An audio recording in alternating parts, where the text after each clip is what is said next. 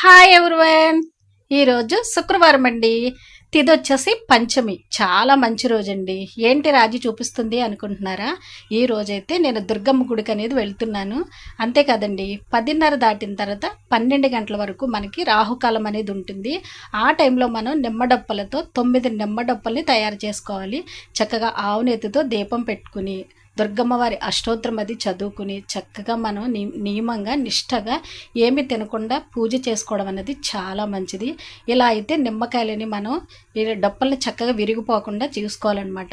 9 డప్పులు తప్పకుండా ఉండాలి. ఇక పత్రేంటి పువ్వులు అయితే ఎరుపు పువ్వులు ఉండాలి. ఇక వచ్చేసి బెల్లం పానకు ఉండాలి. అష్టోత్తరం అనేది మనకి బుక్ రూపంలో పట్టుకెళ్ళాలన్నమాట.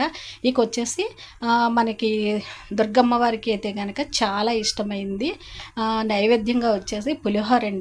తర్వాత అయితే కనుక పాయసం కూడా అన్నంతో పరమాన్నం చేసుకున్నాను. ఇకైతే ఈ రోజైతే కనుక ఆవునేతితో 9 ఒత్తులు అనేవి తప్పకుండా అమర్చుకోవాలి. ఆవునేతితోనే దీపాలు పెట్టుకోవాలి. ఈ రోజైతే కనుక తప్పకుండా నిమ్మడప్పలు అనేది విరిగిపోకుండా పెట్టుకోవాలన్నమాట.